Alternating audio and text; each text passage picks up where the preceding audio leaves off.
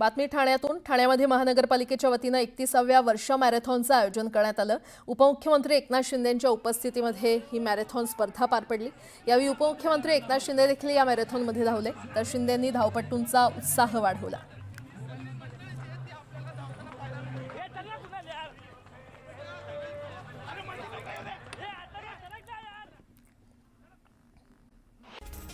जालन्यामधून एक बातमी समोर येते। जालन्यामध्ये आजी-माजी खासदारांमध्ये विकास कामाच्या श्रेयवादावरून चांगलीच जुगलबंदी पाहायला मिळाली।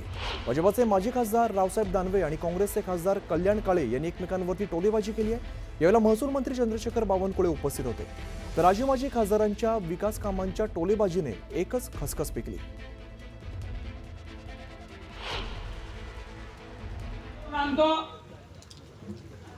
बावनकुळे साहेब, संतोष दानवे आणि मी, आणि बातमी येते रावसाहेब दानवे पाटलांनी काम मंजूर करणार। मला एक कळेना संतोष भाऊ, तुमच्या हातात अजून दादाने कपाटाचे किल्ले दिलेले दिसत नाही पूर्ण।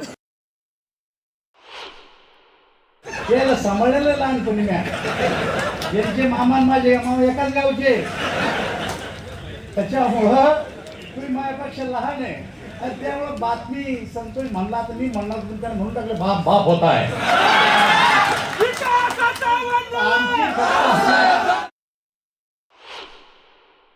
पण मंत्री म्हणून तुम्ही मला ती संधी दिली।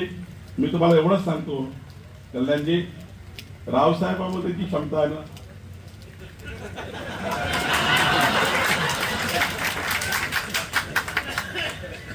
आमच्या पुरामध्ये नाही। ते आताही 35 वर्षाचे तरुण आहेत। बातमीपत्राला आता सुरुवात करूयात। कबुतरांना कोणत्याही पद्धतीचं खाद्य टाकू नये असं आवाहन दादर कबूतरखाना ट्रस्टच्या वतीनं नागरिकांना करण्यात आलेलं आहे। या संदर्भातले बॅनर कबूतरखाना ट्रस्टनं लावलेले आहेत। दरम्यान परिसरात दंगल नियंत्रण पथक आणि अतिरिक्त पोलीस बंदोबस्त सुद्धा तैनात करण्यात आलाय। कोर्टाच्या निर्णयाचं पालन व्हावं म्हणून हे प्रयत्न केले जात आहेत आणि याचाच आढावा घेतलाय आमच्या प्रतिनिधी सुस्मिता भदाणे पाटील यांनी। दादर कबूतरखाना ट्रस्टकडनं आता कबुतरांना दाणे टाकले जाऊ नयेत आणि कुठल्याही पद्धतीचे लेखी आदेश मिळाले नसल्याचं सुद्धा म्हटलेलं आहे। अशाच पद्धतीचे हे बॅनर या ठिकाणी लावण्यात आलेले आपल्याला पाहायला मिळत आहे, ज्यामध्ये कोर्टाच्या आदेशानंतर पालिकेला अर्ज सादर करण्यात आल्याचं सुद्धा त्यांनी म्हटलेलं आहे। आणि ज्या पद्धतीनं कबुतरांसाठीचं आंदोलन आक्रमक झालेलं आपल्याला पाहायला मिळालेलं होतं, त्यानंतर दादर कबूतरखाना ट्रस्टने सुद्धा आपली भूमिका स्पष्ट केलेली आहे।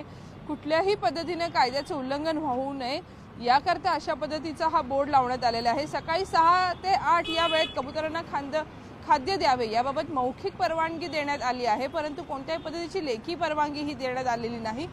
कबुतरांना खाणे देऊ नये असा कोर्टाचा आदेश आहे आणि त्यामुळेच आज जर आपण बघितलं तर कबूतरखाना परिसरामध्ये दंगल नियंत्रण पथक असेल किंवा पोलिसांचा जादा बंदोबस्त सुद्धा तैनात करण्यात आल्याचं आपल्याला पाहायला मिळतं आहे। आणि त्यामुळं या संपूर्ण परिसरामध्ये सुरक्षा देखील पोलिसांची वाढवण्यात आल्याचं आपल्याला पाहायला मिळतं आहे। त्याचा थेट परिणाम इथल्या कबुतरांच्या संख्येवर सुद्धा होतोय। काही लोक आपल्यासोबत आहेत। काय नेमकी परिस्थिती आहे? आज मंदिर के दर्शन के लिए हम आए थे। कबूतर खाना बंद कराने में जिनका भी स्टेट गवर्नमेंट हो या कोर्ट के ऑर्डर्स हो या जो भी सरकारी अधिकारी इन्वॉल्वमेंट है, उसको आम जनता की ओर से हमारी इतनी रिक्वेस्ट है कि इसका सोल्यूशन, एक निराकरण जल्द से जल्द आ जाए, ताकि जो कबूतर रोज मर रहे मरने से बच जाए। काय नेमकी परिस्थिती? हमारे सनातन धर्म में एक संस्कार है, हम बचपन से तब से कबूतर को हम दाने देते हैं और आज से नहीं है। और कबूतर एक शांति दूत का पक्षी है, ये कोई पक्षी हमेशा इन्होंने शांति का ही काम किया है। कुठलाही अनुचित प्रकार घडू नये म्हणून पोलीस बंदोबस्त सुद्धा वाढवण्यात आलेला आहे आणि सोबतच पक्ष्यांना कोणी खाद्य घालू नये याकरता सुद्धा सूचना देण्यात आलेल्या आहेत। व्हिडिओ सचिन कुबडेसह सुस्मिता भदाणे पाटील, न्यूज 18 लोकमत, मुंबई। बातमीपत्रामध्ये आता पाहणार आहोत सुपरफास्ट 100 बातम्या। सुरुवात करूयात। यंदा उपवास करणं चांगलंच महाग झालंय। वरी, शेंगदाणे, रताळे, साबुदाण्याचे दर हे 100 पार केलेले आहेत आणि यामुळे यंदा श्रावणात कडकडीत उपवास करणं अनेकांसाठी तापदायक ठरणार आहे। रताळे, वरीसाठी किलोमागे 200 रुपये मोजावे लागत आहेत, तर साबुदाणा 100 ते 110 रुपये किलोनं बाजारात उपलब्ध आहे।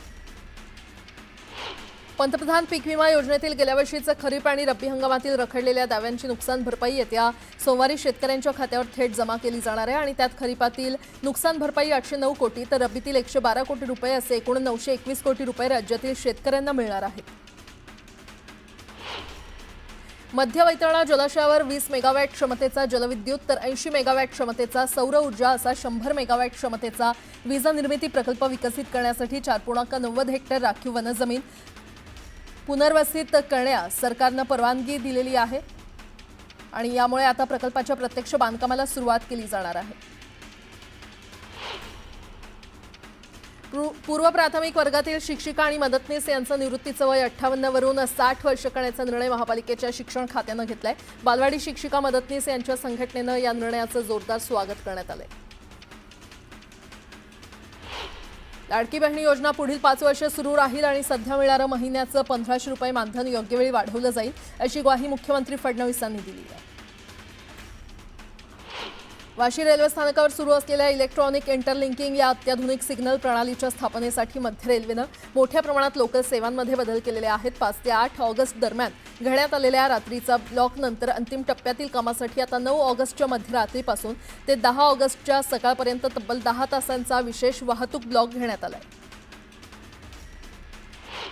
रेल्वेनं प्रवाशांसाठी एक खास योजना सुरू केलेली आहे. राऊंड ट्रिप पॅकेज स्कीम असं या योजनेचं नाव असून या अंतर्गत येण्या जाण्याचा प्रवास एकत्र बुक केल्यास परतीच्या तिकिटावर 20% सूट मिळणार आहे. सध्या ही योजना प्रायोगिक तत्वावर सुरू करण्यात येते. सामाजिक न्याय विभागामार्फत विद्यार्थ्यांसाठी उच्च दर्जाची वसतिगृह उभारण्याचा महत्त्वाकांक्षी उपक्रम हाती घेण्यात आला आहे आणि त्यानुसार राज्यभरात 120 ठिकाणी वसतिगृह उभारली जाणार असून यामुळे 25,000 विद्यार्थ्यांना निवासी सुविधा उपलब्ध होणार आहेत आणि यासाठी शासनानं 1200 कोटी रुपयांची तरतूद केली असल्याचं सामाजिक न्याय मंत्री संजय शिरसाट यांनी सांगितलंय. आयसीआयसीआय बँकेनं आपल्या ग्राहकांना मोठा झटका दिलाय. 1 ऑगस्ट 2025 पासून सुरू होणाऱ्या नवीन बचत खात्यांसाठी बँकेनं किमान शिल्लक रक्कम ठेवण्याच्या नियमांमध्ये मोठे बदल केलेत. आता मेट्रो आणि शहरी भागातील ग्राहकांना खात्यात 50,000 रुपये ठेवणं बंधनकारक असेल, अन्यथा दंड भरावा लागणार आहे. आता एक सविस्तर बातमी. आजपासून नागपूर पुणे वंदे भारत एक्सप्रेसचा शुभारंभ होणार आहे. नागपूरच्या अजनीवरून वंदे भारत एक्सप्रेस असणार आहे. पंतप्रधान मोदींच्या हस्ते ऑनलाईन कार्यक्रमात या सेवेचा शुभारंभ केला जाणार आहे. नागपूर रेल्वे स्थानकावरून ही 3री वंदे भारत एक्सप्रेस सेवा असेल. यापूर्वी नागपूर बिलासपूर आणि नागपूर सिकंदराबाद या 2 वंदे भारत एक्सप्रेस सेवा सुरू आहेत. तर नागपूर पुणे मार्गावर वंदे भारत एक्सप्रेस सुरू करण्याची मागणी गेल्या अनेक वर्षांपासून होत होती. ही semi high speed AC chair car सेवा सुरू झाल्यानं नागपूर आणि पुणे दरम्यान प्रवास करणाऱ्या प्रवाशांना मोठा दिलासा मिळणार आहे.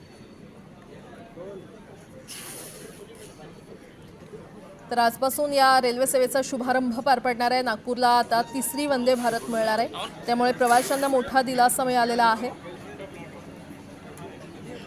आजपासून नागपूर पुणे वंदे भारत एक्सप्रेसचा शुभारंभ होणार आहे आणि या संदर्भात अधिक माहिती देत आहेत आमचे प्रतिनिधी ऋषभ फुरकुंडे आपल्यासोबत जोडले गेलेले आहेत. ऋषभ, आजपासून नागपूर पुणे वंदे भारत एक्सप्रेस नागपूरकरांसाठी मिळते. 3री एक्सप्रेस असणार आहे ही वंदे भारत. काय अपडेट?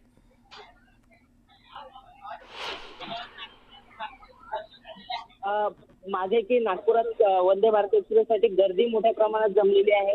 यासोबतच गाडीला सजवण्यात आलेलं आहे. आतमध्ये आपण वंदे भारतच्या आतमध्ये जाऊया. आपण आतमध्ये पाहू शकता माझ्यासोबत की लहान मुलं आहेत, त्यांना आज फ्री प्रवास देण्यात आलेला आहे. या मुलांना हे मुलं प्रवास करणार आहेत, पुण्यापर्यंत जाणार आहेत वंदे भारत एक्सप्रेसने. बाळा, काय सांगशील, तू आज प्रवास करताय, कसं वाटत आहे तुला? हे लहान मुलं आहेत, यांचे काही शिक्षक आहेत. काय सांगाल, आज तुम्ही रेल्वेने वंदे भारतने प्रवास करताय, काय वाटतं? आम्ही आज या प्रवासाची या पद्धतीने हा प्रवास सुरू आहे. हॅलो हॅलो हॅलो तुमचा आवाज येतोय, तुम्ही बोला. आवाज कटतोय. हॅलो. तर नागपूर पुणे दरम्यान वंदे भारत एक्सप्रेस आजपासून सुरू होणार आहे. नागपूरकरांसाठी ही आनंदाची बातमी आहे. नागपूरला 3री वंदे भारत मिळालेली आहे. पुन्हा एकदा बातम्या पाहणार आहोत वेगवान स्वरूपात. पुणे जिल्हा परिषदेच्या शिक्षकांची ऑनलाईन हजेरी करण्यासाठी प्रशासनाकडून नवीन पर्यायाचा विचार सध्या सुरू आहे. बायोमेट्रिक हजेरी प्रणाली लागू करण्यात येणार होती, मात्र त्यात आता बदल करून मोबाईलद्वारे शिक्षकांना शाळेच्या भौगोलिक परिसरात उपस्थित असल्यानंतर हजेरी लावता येणार आहे. मात्र बायोमेट्रिकच हजेरी असावी अशी मागणी पालकांकडून केली जाते.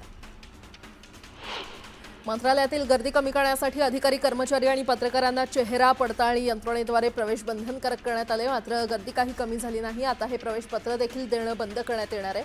15 ऑगस्टपासून डीजी प्रवेश ॲपवर नोंद करतील त्यांनाच मंत्रालयामध्ये प्रवेश करता येणार आहे. गणेशोत्सवामध्ये मूर्ती विसर्जनाच्या व्यवस्थेचा दर्जा वाढवण्यासाठी पिंपरी चिंचवड महापालिकेनं कृत्रिम हौदांची संख्या 16 वरून 32 वर नेण्याचा निर्णय घेतलेला आहे. शाडू मातीच्या मूर्तीसाठी 16 नवीन कृत्रिम हौद उभारले जाणार आहेत. पीओपी मूर्तीसाठी स्वतंत्र हौदांची व्यवस्था केली जाणार आहे. मुंबई पोलीस दलामध्ये कार्यरत 100 पोलीस निरीक्षकांना रक्षाबंधनाचं गिफ्ट देत वरिष्ठ पोलीस निरीक्षकपदी बढती देण्यात आलेली आहे. सोबतच मुंबई पोलीस दलामध्ये पोलीस ठाणे आणि सहाय्यक आयुक्त विभाग स्तरावर मोठे फेरबदल करण्यात आले असून सहाय्यक पोलीस आयुक्तांसह वरिष्ठ पोलीस निरीक्षकांच्या बदल्या आणि नवीन नियुक्त्या केल्या आहेत. मुंबई विमानतळावरील संगणकीय प्रणाली हँग झाल्याचा मोठा फटका उड्डाण करणाऱ्या विमानांना बसला. परिणामी अनेक विमानांना उड्डाण करण्यासाठी विलंब झाला. सुमारे पाऊण तासानं तांत्रिक समस्या दूर करण्यात यश आलं, मात्र सेवा सुरळीत होण्यास 3 तासांपेक्षा जास्त कालावधी लागला.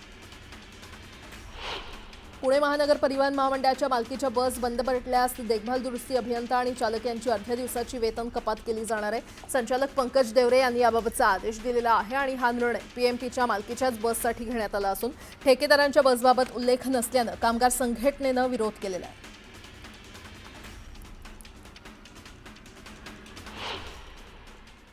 बातमी ठाण्यातून. ठाण्यामध्ये महानगरपालिकेच्या वतीनं 31व्या वर्षा मॅरेथॉनचं आयोजन करण्यात आलं. उपमुख्यमंत्री एकनाथ शिंदेंच्या उपस्थितीमध्ये ही मॅरेथॉन स्पर्धा पार पडली. यावेळी उपमुख्यमंत्री एकनाथ शिंदे देखील या मॅरेथॉनमध्ये धावले, तर शिंदेंनी धावपटूंचा उत्साह वाढवला.